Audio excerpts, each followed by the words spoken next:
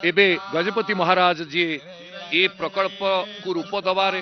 तांकर मध्य सहयोगिता रही आद्य सेवक भाव में उभयंकर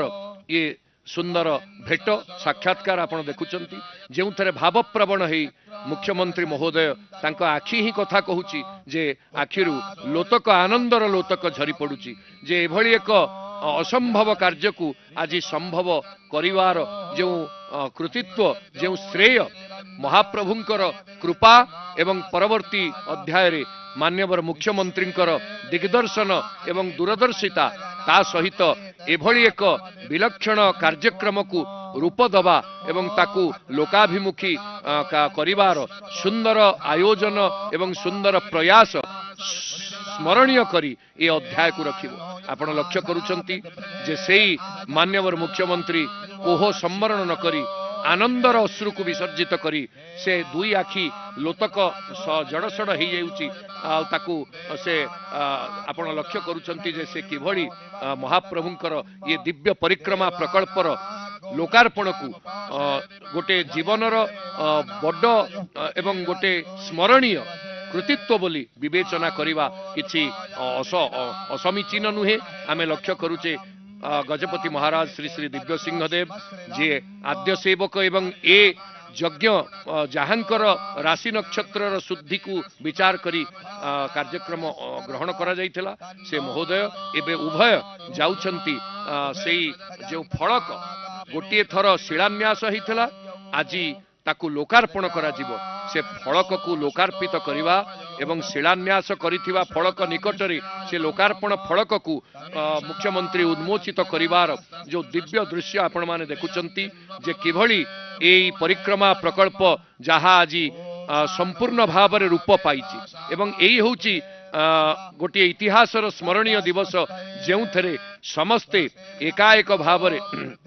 महाप्रभुंकर कृपा को पाथेय करी महाप्रभुंक प्रति समर्पित आत्मा रे जो कार्य करा जाए जो कार्य महत् उद्देश्य करा जाए ताहा ही वास्तव में स्मरणीय एवं ताहा ही फलप्रसू हुए आज से महत् उद्देश्यर फलप्रसू स्वरूप को आम देखुचे जहाँ को उन्मोचित करने मान्यवर मुख्यमंत्री एवं गजपति महाराज श्री श्री दिव्य सिंहदेव उभय उपस्थित अछंती ब्राह्मण मान मध्य रहिचंती देखंतु ओडिशार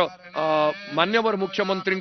ये जो कृतित्व आज लोकार्पित होईची जय जगन्नाथ ध्वनि रे समग्र ओडिशा एवं समग्र श्रीक्षेत्र मंडल प्रकंपित होची जे आज एक सुंदर अवसर जो अवसर को मोटे भूलिबार नुहे यह स्वर्णिम इतिहासर एक दिव्य पत्र आज जोड़ीदेला श्री श्री जगन्नाथाय नमः आपण देखंतु ये एक मंत्र जहाँ को जगन्नाथंकर अति पवित्र एवं प्रधान मंत्र भाव में स्वीकृति देले मध्य लोकार्पित हेला बेले मुख्यमंत्री महोदय एवं गजपति महाराज आपण देखुचंती जो गंधादिवास हरिद्रादिवास होइथिले गतकाली आज भी से जो करका जल सिंचित होइथिले ताकू आज मुख्यमंत्री अर्पण करुचंती गजपति महाराज एवं ताकू आपण देखुचंती जे एई होउची जोठी शुभ कार्य हुए शुभाय भवतु अयमारंभ शुभाय भवतु कुहा जाइतिला शिलान्यास बेले आज ताहा परिपूर्ण होईची शुभम भवतु शुभानि भवन्तु एई जो कथा पुण्याह वाचन करला बेले आमे जेते बेले एई भली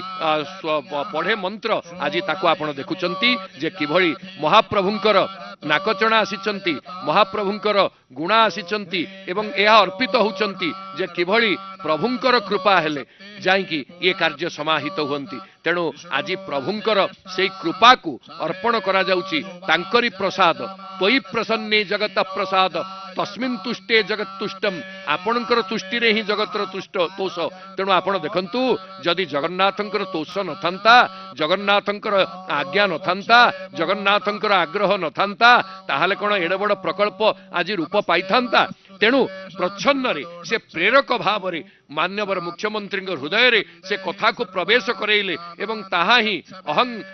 जमिति आमे कहे सर्वस्य चाहं हृदि सन्निविष्ट मत्त स्मृतिर्ज्ञानम अपोहनम च अहं सर्वैच चाहं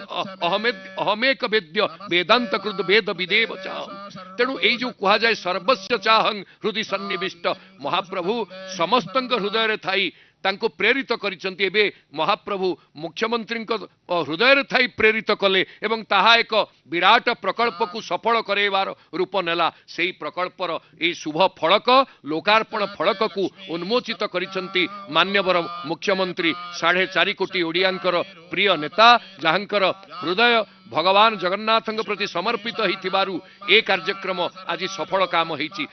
ଆପଣ ଲକ୍ଷ୍ୟ କରୁଛନ୍ତି ଗଜପତି ମହାରାଜ ଅଛନ୍ତି, ରାଜଗୁରୁ ଅଛନ୍ତି, ରାଜପ୍ରତିନିଧି ଅଛନ୍ତି ଏବଂ 5Tର ଅଧ୍ୟକ୍ଷ ମହୋଦୟ ଅଛନ୍ତି, ଯିଏ ସମ୍ପୂର୍ଣ୍ଣ ଏ ପ୍ରକଳ୍ପକୁ ତଦାରଖ କରିଛନ୍ତି। ପ୍ରାୟ 400ରୁ ଉର୍ଦ୍ଧ୍ୱ ପ୍ରାତଃ ସମୟରୁ ଆସି ଦିବାରାତ୍ରି ଏକୁ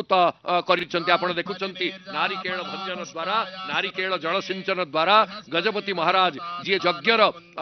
ଇଏ ଯଜମାନ ଭାବରେ ଏଠି ଅଛନ୍ତି, ସେ ଏକୁ ଲୋକାର୍ପିତ କରୁଛନ୍ତି। ଏହା ହିଁ ଏକ ପବିତ୍ରତାର ସୂଚନା ଏବଂ ଏହି ପବିତ୍ର କାର୍ଯ୍ୟକୁ ସମାହିତ କରିବା ପାଇଁ ଶ୍ରୋତ୍ରିୟ ବ୍ରାହ୍ମଣ ମାନେ ମନ୍ତ୍ରପାଠ କରୁଛନ୍ତି। ଉଭୟଙ୍କର ଆଖିକି ଆପଣ ଦେଖିବେ ଗଜପତି ମହାରାଜ ଯେଉଁଭଳି ଭାବରେ ଆନନ୍ଦିତ ଯେ ଏତେ ରାଜାଙ୍କର ସମୟରୁ ଯାହା ଯାହା ହେଇପାରିନଥିଲା, ହୁଏତ ଆଜି ତାଙ୍କ ଅଙ୍କ ଭିତରେ ଏ କାର୍ଯ୍ୟ ସମାହିତ ହୋଇଥିବାର ଯେଉଁ କୃତିତ୍ୱ ତାଙ୍କ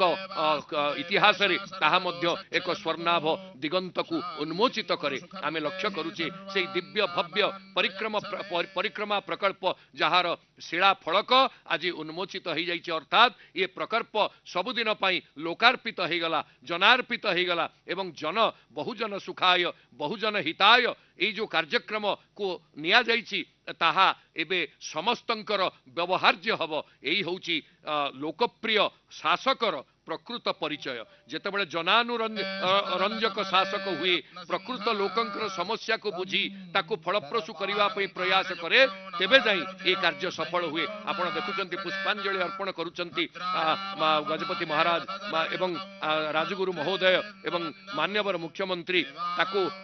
ଯୋଡ଼ ହସ୍ତରେ ପ୍ରଣାମ କରୁଛନ୍ତି। ଯାହା ହଉ, ଇଏ ପ୍ରକଳ୍ପ ମହାପ୍ରଭୁଙ୍କ ପାଇଁ, ମହାପ୍ରଭୁଙ୍କ ଦ୍ୱାରା ଏବଂ ମହାପ୍ରଭୁଙ୍କର କୃପାର ଫଳ ଏବଂ ଏହି ପ୍ରକଳ୍ପକୁ ବାରମ୍ବାର ପ୍ରଣାମ କରିବାରେ କୌଣସି ଆନନ୍ଦର ଯେଉଁ ସ୍ରୋତ ତାଙ୍କ ଆଖି ଦେଇ